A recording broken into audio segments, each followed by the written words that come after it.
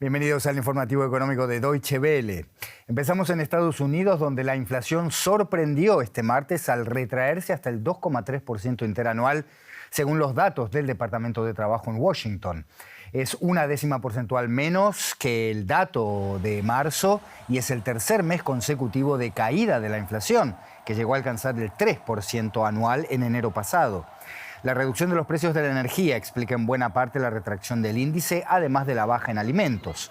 El precio de los combustibles se redujo drásticamente, cayó hasta un 12% comparado con el año pasado, consecuencia positiva de la caída del precio del petróleo provocada por el estancamiento de buena parte de la economía mundial. El dato de inflación de abril es además el primero que incluye el efecto de los aranceles impuestos unilateralmente por Donald Trump. Y por supuesto, para hablar de economía en Estados Unidos, tenemos a nuestra corresponsal financiera en Nueva York, Ana Nieto. Ana, la inflación en abril en Estados Unidos mejora ligeramente pese a lo que se esperaba del efecto de los aranceles. ¿Cuál es entonces la causa y por qué se mantiene el pesimismo? Sí, la causa es lo que has comentado, la caída de los precios de los combustibles, también de otros servicios, han permitido enfriar los precios para mantenerlos bajo control en este primer mes con los aranceles más altos del año de momento. La transición a los precios de estos impuestos a la importación aún no se ha producido en la mayor parte de los bienes y hay varios motivos para ello. Lo vimos con las cifras del PIB del primer trimestre, en el que vimos que había muchas más importaciones de lo habitual para evitar los aranceles en las mercancías. Hubo mucha anticipación de compras, se construyeron inventarios y muchas de las ventas que se han producido en abril realmente no estaban gravadas con estos aranceles. Además, dados los pasos atrás y hacia adelante de la Casa Blanca, hay muchos negocios que pueden, por lo grande que tienen los márgenes, aguantar el impacto de estos aranceles y no pasarlo todavía a sus clientes. Pero con una tasa arancelaria que, tras el acuerdo que se ha llegado con China, todavía es en general del 18%, según el Budget Lab de Yale, de la Universidad de Yale, que es el más alto desde el año 1934, los analistas creen que el impacto va a llegar a partir del verano, cuando se tengan que hacer más compras, más importaciones, volver a reponer inventarios. Y un aval de todo esto lo da la recaudación, que en el mes de abril fue de 16.000 millones de dólares por aranceles, un 130% más que en abril del año pasado. Ana, Donald Trump está realizando una gira por Oriente Medio y en su escala en Arabia Saudita volvió a pedirle al presidente de la Reserva Federal, Jerome Powell, que baje las tasas de interés por esta evolución positiva de la inflación. Así que se mantiene la presión política, pero ¿qué pasa con los datos? ¿La presión económica sobre la política monetaria es también así? No. Powell está pacientemente y sin prisas, esperando los efectos en los datos de estas políticas que siguen pendientes de muchas negociaciones y muchas decisiones que cambian el panorama arancelario y las expectativas sobre este casi semanalmente. Las expectativas inflacionarias van a mantener a la Fed con paciencia y sin mayores movimientos. Las apuestas es porque haya 2 rebajas de interés como mucho, pero es posible que no haya ninguna este año.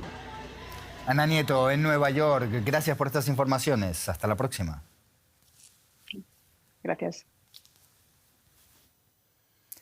China refuerza su presencia en América Latina. El presidente chino Xi Jinping recibió a los líderes de Brasil, Chile y Colombia, entre otros, en el marco del foro China-CELAC celebrado en Pekín. Una oportunidad para que dirigentes latinoamericanos y caribeños estrechen relaciones comerciales con el gigante asiático. Frente a los aranceles y a las tensiones con Estados Unidos, China quiere presentarse como un socio confiable a largo plazo. Entre las iniciativas que propone Pekín figura la creación de un fondo de 9.200 millones de dólares para financiar proyectos de desarrollo, así como la firma de más de 40 acuerdos en sectores como agricultura, energía e inteligencia artificial. En una nueva edición de este foro China-CELAC se anunciaron avances significativos que los líderes latinoamericanos celebraron como pasos concretos hacia una cooperación más estrecha. Y para hablar de este importante foro entre China y los países latinoamericanos, nos está escuchando en Quito Vicente Albornoz, él es decano de Economía en la Universidad de las Américas. Vicente, gracias por estar con nosotros. Bueno, cuéntanos para empezar, ¿Qué prioridades económicas se ha planteado China en esta edición de la cumbre con la CELAC y cómo está evolucionando la estrategia china frente a actores como Estados Unidos o la Unión Europea que quieren reconquistar influencia en nuestra región? Bueno, China mantiene su estrategia de acercamiento a América Latina con tres grandes columnas del acercamiento, ¿no? Tiene una columna comercial, evidentemente, una columna de créditos y una columna de inversiones chinas a América Latina. Y esa es básicamente su propuesta para mantener un acercamiento con la región. Creo que lo más interesante que China le propone a América Latina en comparación con Estados Unidos es un trato menos arbitrario del que hemos recibido, no solo América Latina, sino todo el mundo, del gobierno norteamericano. Es decir, China bajo ningún concepto va a, entre comillas, a sancionarnos si algún país de América Latina llega a tener un superávit comercial con la China. El trato con América Latina es menos arbitrario de la China actual de lo que hoy día estamos recibiendo con Estados Unidos. Y al mismo tiempo, creo que América Latina sí se siente un poco olvidada de Europa, como que Europa nos ha dejado en un segundo plano y China no nos ha dejado en ese segundo plano. Creo que además la China, para volver a fortalecer su estrategia, ha ofrecido nuevos créditos para América Latina, créditos que estaban bastante estancados desde un par de años antes de la pandemia, desde 2017, por ahí no había habido créditos, y ahora también está ofreciendo exenciones de visa para viajeros latinoamericanos que vayan a China, además de cooperación en una que otra área.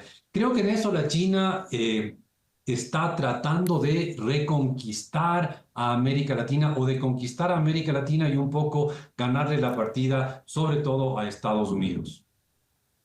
Y dentro de todas estas condiciones relativamente ventajosas que ofrece China, Vicente, ¿qué riesgos enfrentan los países latinoamericanos intensificando esta relación o esta dependencia económica con China, especialmente en términos de deuda y de asimetría comercial? Bueno, la asimetría comercial con China es clarísima. Los países latinoamericanos en general exportamos materias primas a la China. Ecuador exporta camarón a la China, Brasil exporta soya, Chile exporta cobre. Es una relación en la que se envía materias primas y lo que regresa es productos cada vez más elaborados, cada vez más avanzados.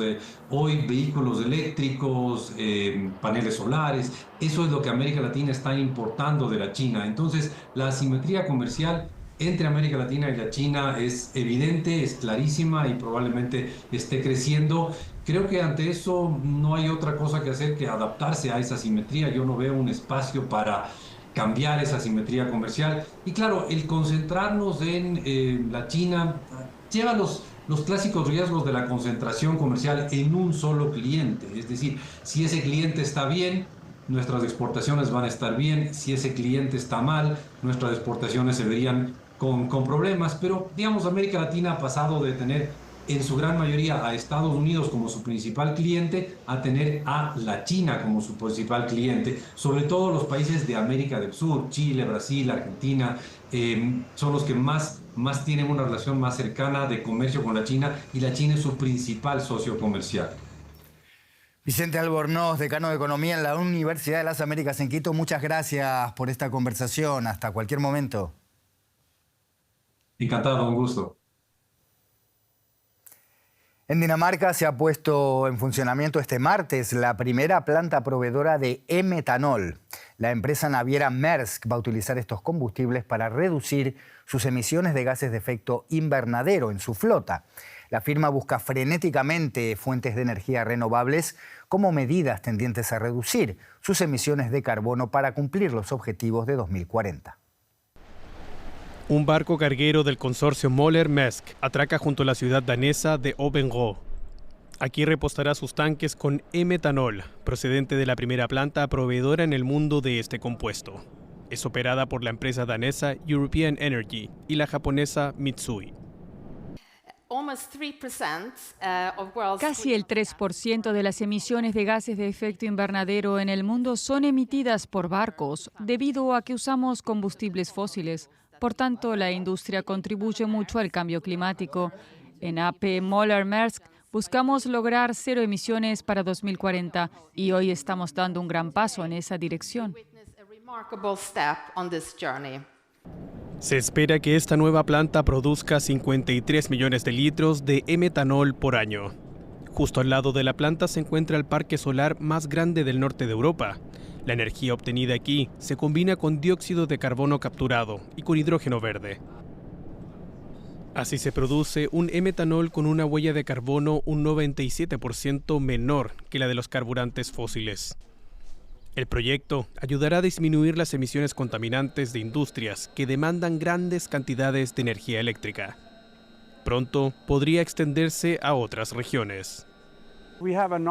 Tenemos numerosos proyectos aquí en Europa, pero también estamos mirando a Australia, Brasil, Texas. Tenemos, digamos, un ducto global donde estamos buscando ampliar estas instalaciones y también estamos buscando nuevas tecnologías que abaraten costos. Hasta ahora los combustibles libres de emisiones usados por los barcos solían ser más caros que los convencionales, principalmente porque no se producían a gran escala. Se espera que esto cambie poco a poco. Tenemos costos de producción más altos que los combustibles fósiles. Estamos trabajando en una segunda generación, en la que vamos a reducir los costos casi un 30% respecto a la primera generación. Y creo que en la tercera generación alcanzaremos los costos de los combustibles fósiles cerca del 2035. Maersk ya opera 13 buques contenedores con sistema dual que funcionan con gasóleo y e-metanol y ha encargado fabricar otros 13 barcos más. Compañías navieras de todo el mundo empiezan a seguir su ejemplo. Y hasta aquí llegamos con la actualidad económica, pero le traemos más en cualquier momento. Nos vemos entonces.